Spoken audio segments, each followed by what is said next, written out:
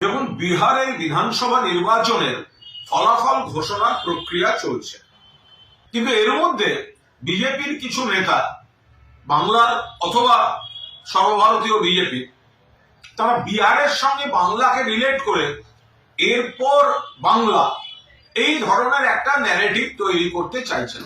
খুব স্পষ্টভাবে বলে রাখি, বিহারের ফল যাই হোক, দয়া করে কোনো কষ্টকল্পিত তুলনা বাংলার সঙ্গে করতে আসবেন না। বিহারের ফলাফলের বিন্দুমাত্র প্রভাব বাংলায় পড়বে না। আপনারা এসআইআর বা এই ধরনের যা ইচ্ছা চক্রান্ত করতে পারেন, তার মোকাবিলা মমতা ব্যানার্জির নেতৃত্বে অভিষেক ব্যানার্জির সেনাপতিত্ব হবে, কিন্তু বাংলার রাজনৈতিক ফ্যাক্টরগুলি সম্পূর্ণ আলাদা।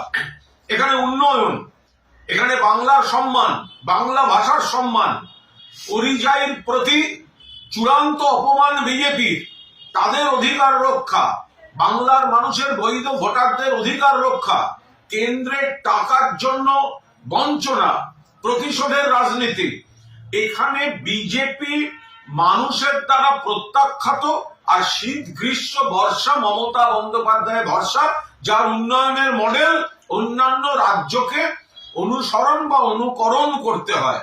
ফলে বিহারের রেজাল্ট যাই হোক, তার প্রভাব বাংলায় পড়বে না।